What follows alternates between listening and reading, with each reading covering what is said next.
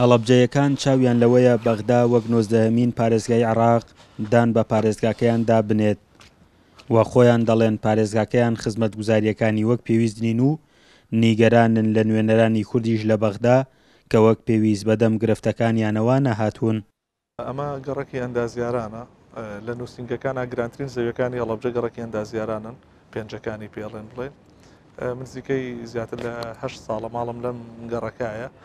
بەم وەزعەوە هاتوچۆی دەوامەکەین لەم کە بارانە بارێبین بە فلیم قڕ و چڵپاوی هەموو هەڵەبجە هی ئەم گەڕەکانەیە نزیکەی 100 ئۆتۆمبیلمان هەیە لەم کۆڵانانە ڕۆژانە هەریەکی دووەج بە یعنی ئەوە نەجار تایەکان ئەگەوزێنینە قڕ و بەناو هەڵەبجا پەخشی ئەەکەین. بەشێکی دیکە لە خەڵکی شارەکە پێیان وایە پرۆژە خزمەتگوزاریەکان لە هەڵەبجە لەلایەن حکوومەتی هەرێمەوە ئەنجام دراون بەڵام وەک پێویست نین. دەشخوازن نوێنەرانی کورد بودجەیەک بۆ هەڵەبجە لە بەغدا جێگیر بکەن. پێویستە فراکسیۆنە کوردیەکان هەوڵی جدی بدەن زائیدەن ئیدارەی هەڵەبجەش ئیدارەی هەڵەبجە پێویستە بەڕاستی داواکاری هەبێت لەو شاندانی کە دەچنە بەغدا و زائیدەن بەردەوام کۆنتاکت هەبێت لەگەڵ فراکسیۆنە کوردیەکان بۆ ئەوەی پرسی بە پارێزگاکردنی هەڵەبجە لەلایەن حکوومەتی عێراقیەوە بە یەکجارێکی بچەسبێت. ئێمە زانین لە ساڵی 2013دا ئەوە نووری مالیکی بوو کە سەرۆکی ئەنجومەنی وەزیران بوو بڕیاری بە پارێزگاکردنی هەڵەبجەی دەرکرد بەڵام هەتا ئێستا ئەم بڕیارە لەلایەن حکوومەتی عێراقی وەکو پێویست پابەندی پێوە نییە و وەکو پێویست ئەم بڕیارەی جێبەجێ نەکردو. لە پرۆژە بودجەی ساڵی 2019 عێراقدا هیچ بودجەیەک بۆ هەڵەبجە دابین نەکراوە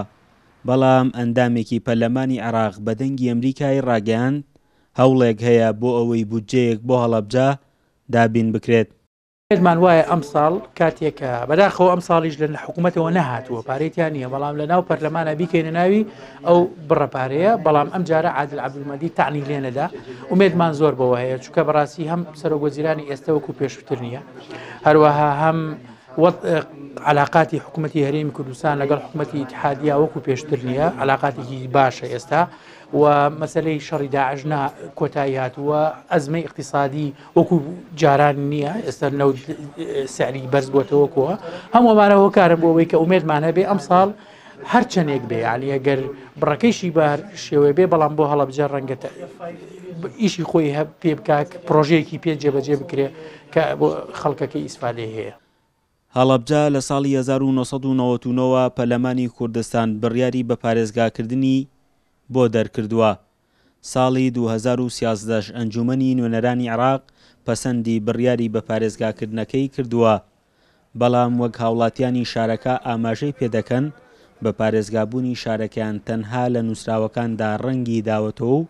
چاوەڕێی بڕیاری کردداری دەکەن. فەرحان هەورامانی دەنگی ئەمریکا هەڵەبجە.